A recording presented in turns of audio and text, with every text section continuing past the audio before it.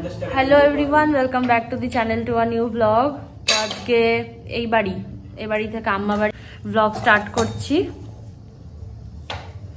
আর এখানে আজকে কার্তিক পুজো, তার জন্যই সব মানে গোছানো চলছে। অনেকটাই সন্ধে হয়ে এসছে।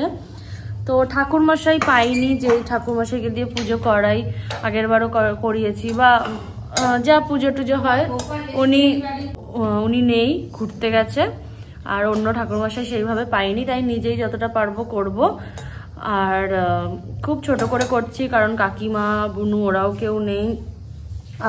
নালে ভেবেছিলাম একটু খিচুড়ি আলুর দম হিসাবে, প্রসাদ হিসাবে করব। তো একদম কার্তিক ঠাকুরকে দেওয়ার মতো অল্প ভোগই বানাচ্ছি। এখন এখানে বানানো হচ্ছে লুচি, সুজি হয়ে গেছে, আলুর দমও হয়ে গেছে, খিচুড়ি, এই কটা জিনিস বানাবো। আর আজকে তিনটে গোপালই আমাদের বাড়ি ঘুরতে যাবে, তাই মা এদিকে, এই যেটা ঠাকুর ঘর, তো ওখানে মা সাজাচ্ছে। তো আমি তাড়াতাড়ি এগুলো করে নিই। এইগুলো, এটা লুচি, আরো এখানে লুচি হচ্ছে। আর বেশি করে বাড়ায় দেয়। হ্যাঁ দাঁড়াও, এখানে আলুর দম হয়ে গেছে, নারকল টারকল কুড়ে রাখা হয়েছে। এখানে সব আমি ওই বাড়ি থেকে নিয়ে এসেছি। আসলে এই গ্যাসটা ঠাকুরের রান্না করার জন্য একদম পারফেক্ট, সেই জন্যই। তো ছোট করে একটা ব্লগ শেয়ার করছি, একদমই ছোট্ট। তো দেখো, আশা করছি দেখতে ভালো লাগবে। চলো ভিডিওটা দেখতে থাকো। এখন বাড়ি এসছি, আর এসে রনককে বলেছিলাম, আমি তো বাড়িতে ছিলাম, ফল কাটছে ও বটিতে ফল। অসুবিধা হচ্ছে না তো বটিতে কাটতে? আমাদের তো অভ্যাস নেই। না, আমি বটিতে কাটতে জানি। আমার জন্য আজকাল না বটিতে না কেটে কেটে খুব অসুবিধা লাগে বটিতে।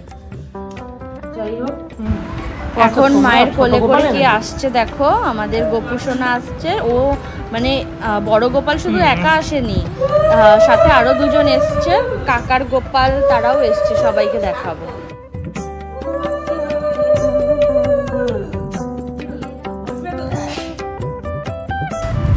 তা আমি জায়গা করেই ভেবে রেখেছিলাম এই ডান দিকটায় গোপালকে বসাবো, আর বাঁ দিকেও আরো দুটো গোপালকে বসাবো।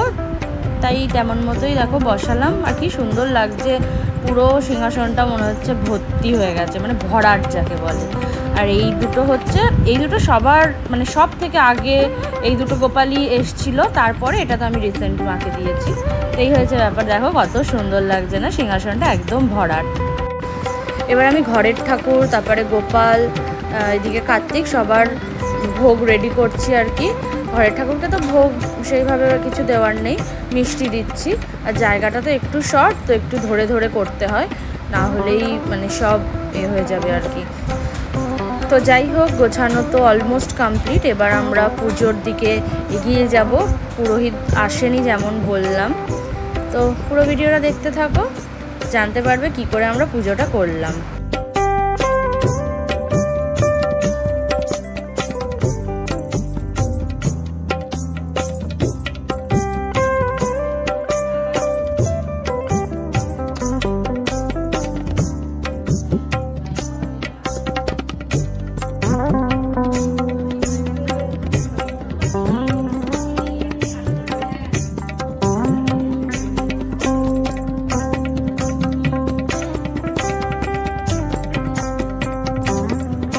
সবাই এসেছে, এটা এই যে এখানে বসে আছে, রান্না অনেক কাজ করা দিয়েছে। এই যেখানে আমি সব গুছিয়ে নিয়েছি, রনক তো দেখালোই। ঠাকুর মশাই তো আসার কোনো ব্যাপার নেই। ঠাকুর এটা আগের বছরই ঠাকুর, কারণ এবছর যেহেতু ঠাকুর মশাই নেই, তাই জন্য সবাই আমাকে মানে বড়রা সাজেস্ট করলো যে এটাই করতে হবে। মানে ঠাকুর কিনলে নাকি ব্রাহ্মণ দিয়ে পুজো করাতেই হয়, প্রতিষ্ঠার ব্যাপার থাকে। তো সেটা যেহেতু হচ্ছে না, তাই জন্য এই বছর এই ঠাকুরটাকেই পুজো করবো। সামনের বছর জানি না, বলতে পারছি না কি হবে, যেটা বলবে সেটা হবে। আর একবারে ফাইনালি যখন 4 বছরের পর হবে, তখন তো ভালো করে বড় করে হবে। তো এবার আমি পুজোটা শুরু করছি। তো যাই হোক, পুজোটা শুরু করি, দেখতে থাকো।